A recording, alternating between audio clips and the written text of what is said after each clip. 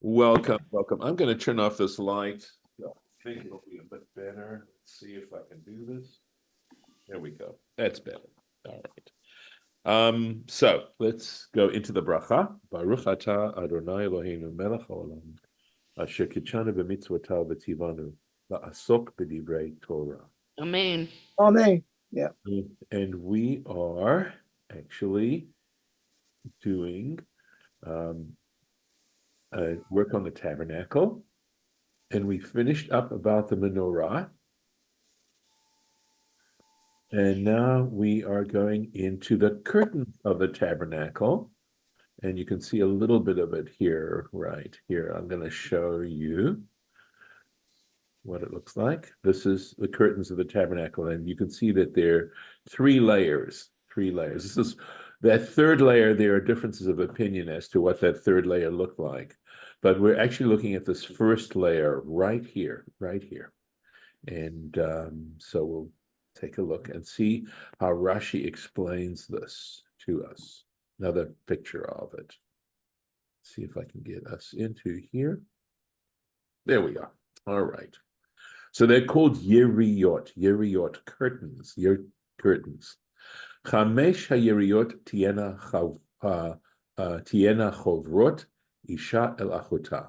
5 of the curtains shall be connected one to the other. V'chamesh yeriot chovrot isha el achota, and 5 curtains connected one to the other, etc. And you can see it here if you look carefully, right? So here are the 5 curtains that are connected to each other, and 5 curtains that are connected to each other. So they're actually sewn to each other. Let's just do this. Let's make sure. All right, there we go. So let's take a look. Rashi, tiena chovrot, right? They should be connected. Tofram b'machat zeh b'tzad zeh. He sews them with a needle, one next to the other, one side next to the other. Chamesh lavad, 5 by themselves, v'chamesh lavad, and 5 by themselves. Isha el achota. So it says, like, literally it means a woman to her sister, right? So Rashi wants us to understand that this is a figure of speech that the Torah uses. And he says, Kach derech hamikra. This is the nature of scripture. L'daber b'davar shehu lashon nekeva, that when it's talking about something that is in the feminine form, right? Uvedavar shehu lashon zachar. So that's if because the word curtain is a feminine word, that's why it says isha el achota. Uvedavar shehu lashon zachar, and something that is the masculine form, omer, then he will say, the Torah will use the term ish el achiv. Here we go, right? So she'el echav, a man to his brother, kamosh ne'emar bekruvim, just as it says regarding the cherubim in Exodus chapter 25, and their faces, ufnehem ish el achiv. The faces are a man to his brother. I just want to do a little bit of housekeeping. If you're not muted, please. I just unmuted myself because I wanted to mention, Yes, go ahead. ask the cherubim, that means they're not masculine or feminine. They don't have gender. They actually did. It is, if you look carefully at the picture of the ark, which we did last time we met, and I believe I showed you pictures. There's a tradition that they were too young. The word, I think, Ruv means youth or something, possibly in Aramaic. And the idea is that one of them's male and the other's female. But the word karuv itself, right, from a grammatical point of view, is masculine. It's a masculine word. But it did turn out that they were actually gendered, one male and one female. No, and as far as the muting is concerned, I think there's just a little bit of feedback that I'm hearing. So it's possible if someone is off of mute, their computer is giving feedback. I can double check and see who's unmuted right now. Yeah. So Okay, I just took care of it. Very good. So if you do want to speak, of course, please then unmute yourself and just mute yourself after that. All right. So going on. So we're going to do Dalet here. Va'asita lulot tchelet, and you shall make loops of blue al sfat hayiri'ah ha'achat, on the lip, on the edge of one of the one of the curtains, mikatze bachovaret, that is on the end of the group of curtains. V'chein ta'aseh b'sfat hayiri'ah hakitzona, and likewise you should do on the edge of the outer curtain, the machberet hashenit, in the second group. And this is what we're talking about here. Let's go into this. These are the lulaot that we're talking about. And you can see that it's on the edge of the one group. I'll go back to this picture here. Okay, so here's the one group, and there are the lulaot. But this, of course, picture gives you a clearer sense of these loops that were there. Okay? A picture, right? It's so helpful having these illustrations. Take a look at Rashi, lulaot. It's not a common word. So he gives us, apparently the old French is lacelle or something like that. The word in modern French is boucle, right? Belaz, right, in French.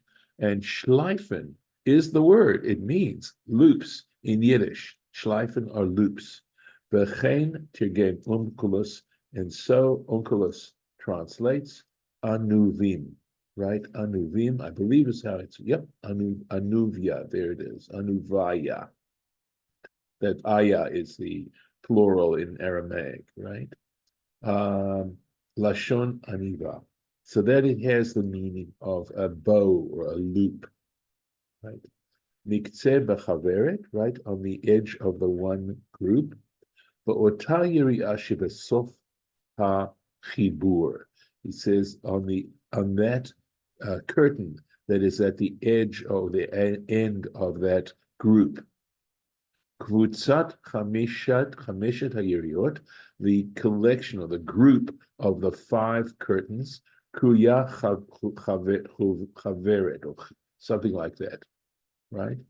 It's chaver, of course, is a friend, right? And it has to do, lechaber means to join, to join. And likewise, you should do on the edge of the outer curtain of the second group. On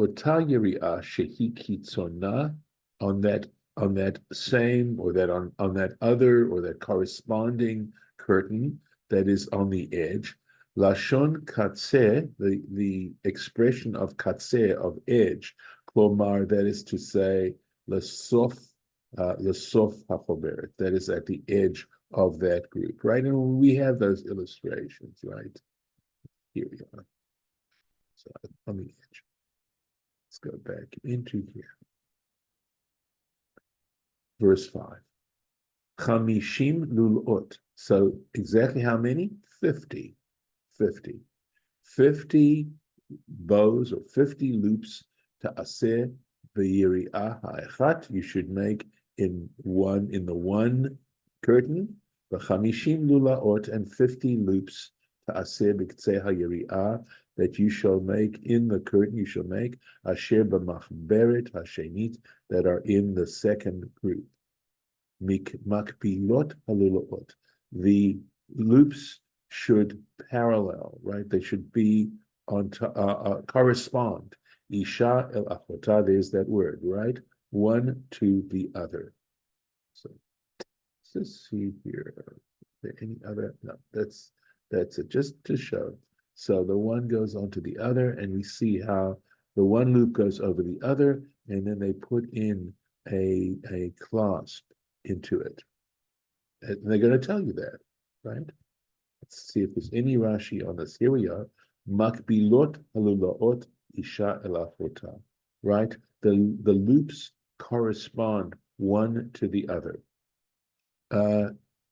Shamor, be careful, sheta'aseh halulaot, that you should make those loops, the midah achat, with one measurement, with the same measurement, mekuvenet havdalatan zul mizul, so that that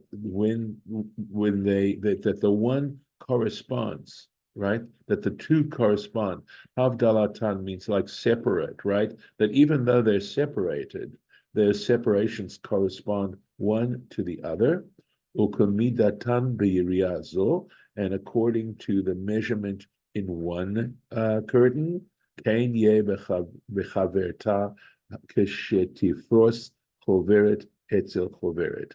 So the other one should also be in its corresponding set of loops, so that when you stretch or when you spread out one grouping over the other grouping, you halulaot, that the loops should be shel yiriyazo, of one particular curtain, mekuvenet keneged lulaot shel zu.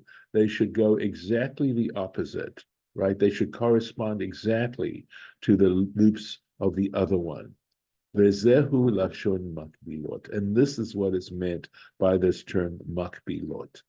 Zo keneged zo, that one opposite the other. Targumo shel neged lekavel, or okay, that the Aramaic translation of neged, opposite, is lekavel, which means corresponding. Hariyot or kan, and now he goes into a whole description of how these are going to get set up, and I'm going to show you this picture here of how they look all together, right?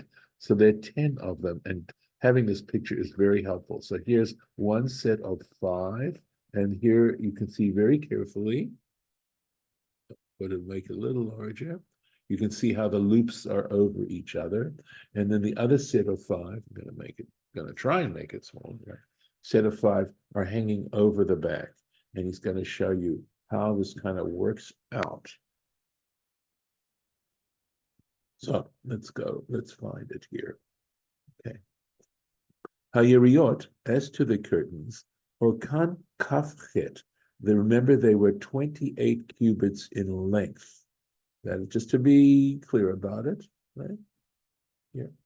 From this point to this point is 28 cubits. This is 28 cubits. Okay. Okay, let's see, here we go.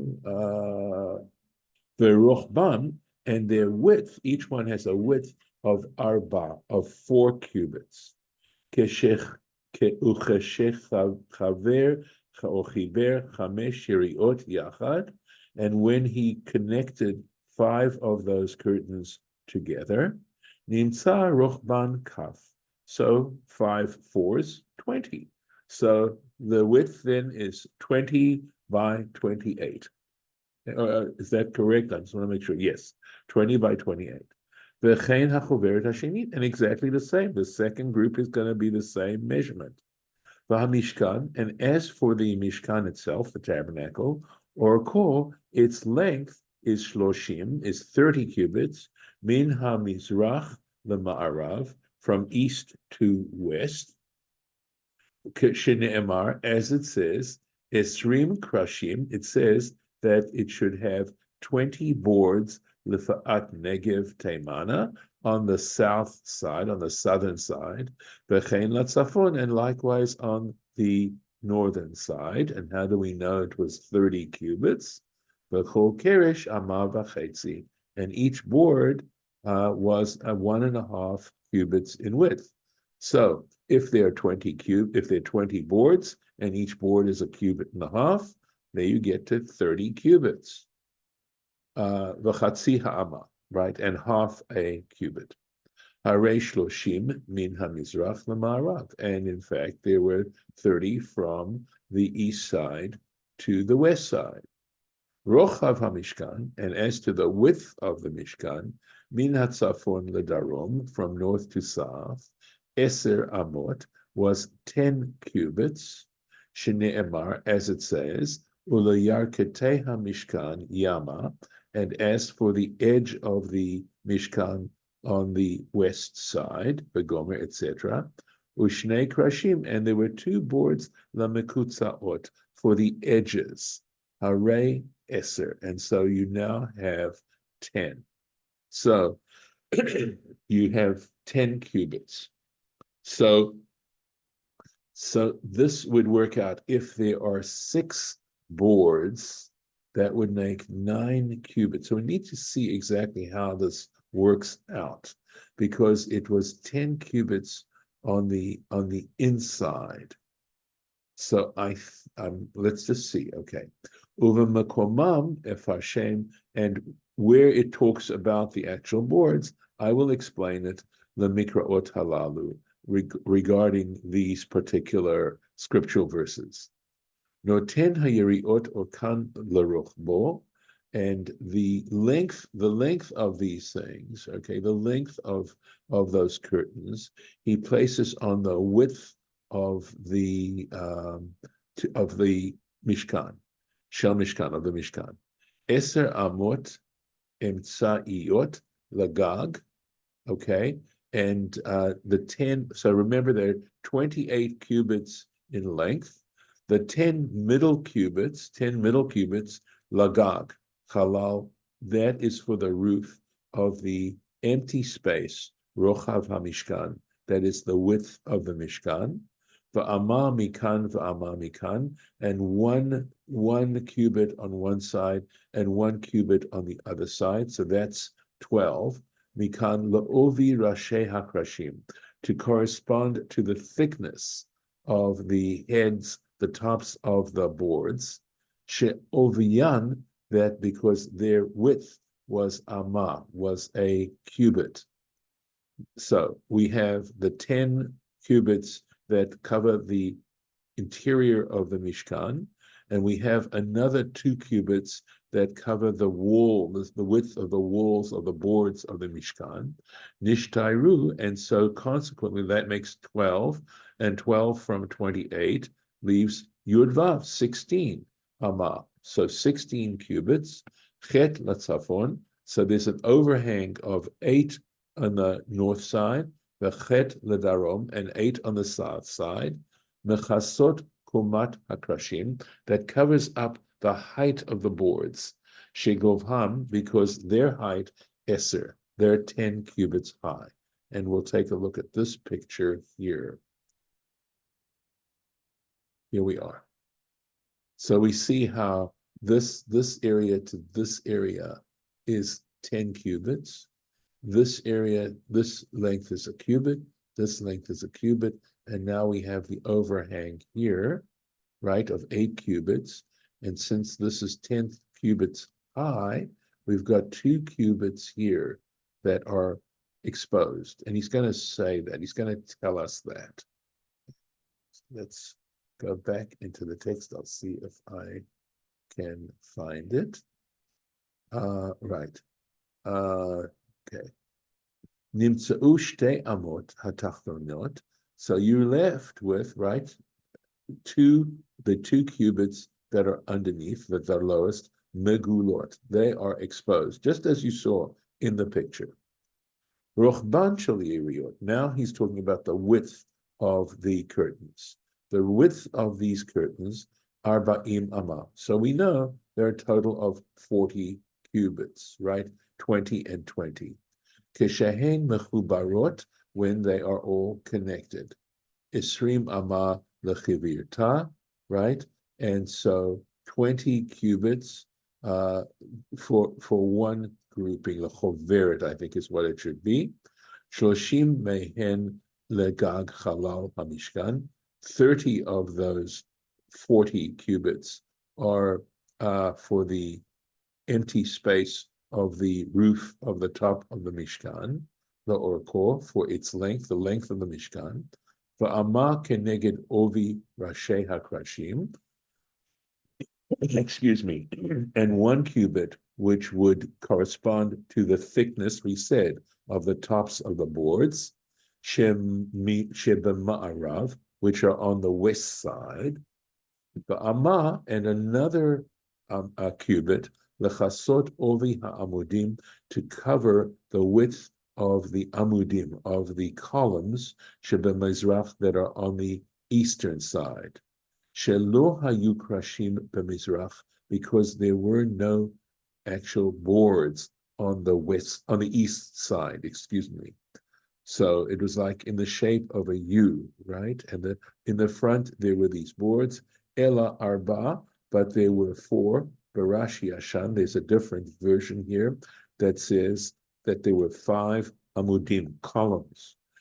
Shehamasach Parush, over which the curtain, this one curtain was, or veil was spread over. And I can show you this. This is the veil he's talking about. And behind here were the columns and then these were put on the hooks of the columns so that you could draw this aside and enter the Mishkan. Okay. So he's saying that this particular area here was 1 additional cubit, and then in the back here was 1 cubit, right? So you'll see that's according to one opinion. We'll see. There was actually a difference of opinion. So let's keep going. V'talui bevavin, and that front veil was hung on hooks. Shebahen kemin pilon, bevavin shebahen. And this, sorry, I want to make sure I'm parsing this correctly, or putting in the right punctuating it correctly, right?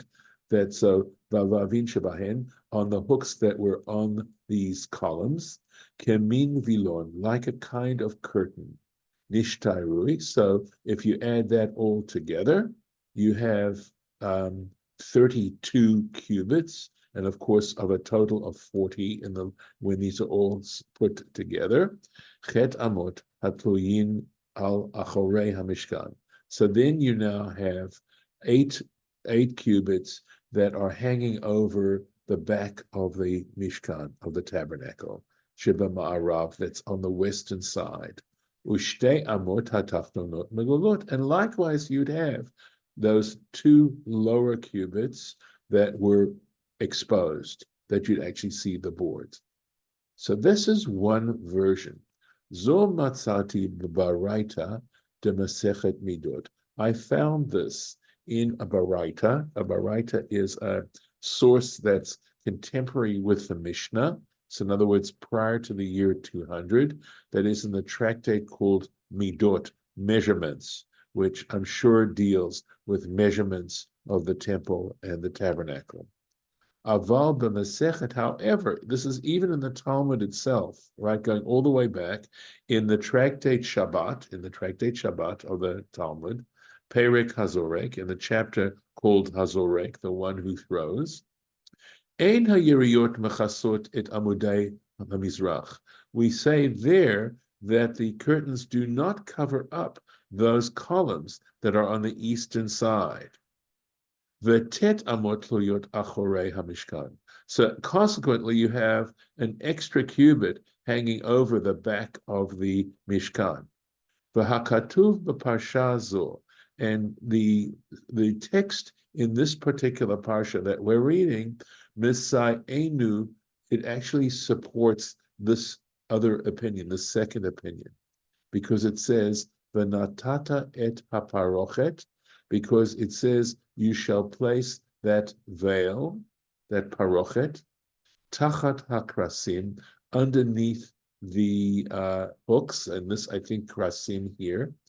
Ve'im kedivrei habaraita. However, if in fact this was going to support the baraita hazot, this is nimseit parochet mushucha, we would then have that this veil is spread out min hakrasim ulama'arav ama, that they would be actually spread on the western side, an additional ama.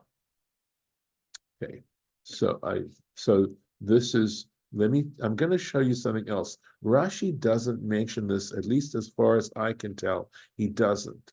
But knowing what I know, okay, and what's already mentioned, right?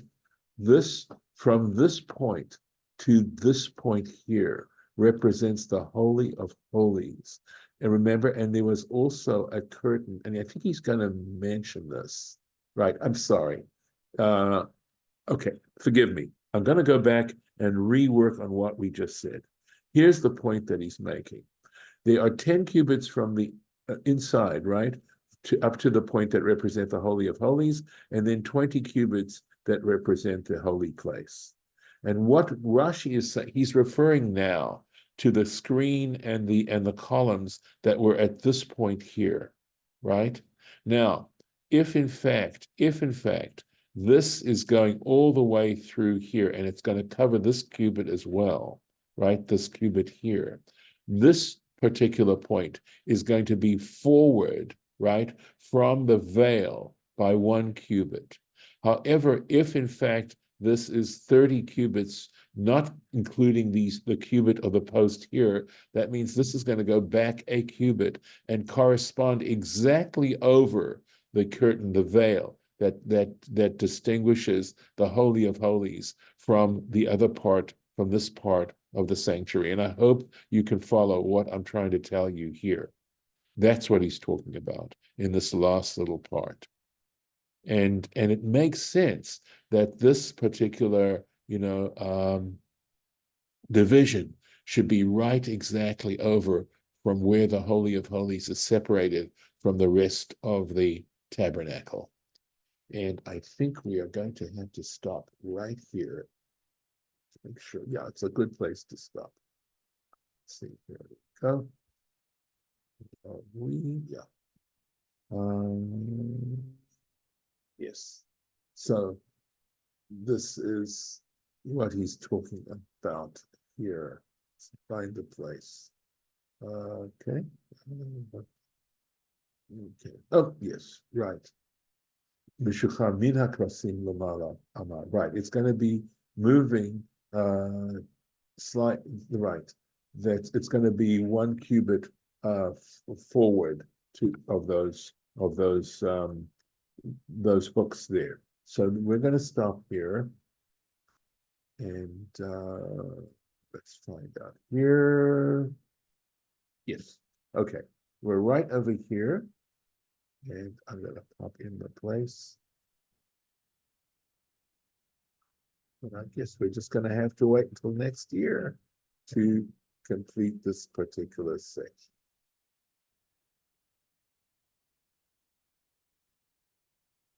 Very good. So I'm going to stop the share. Any comments at this point? No comments. All right. I'm going to just stop the recording.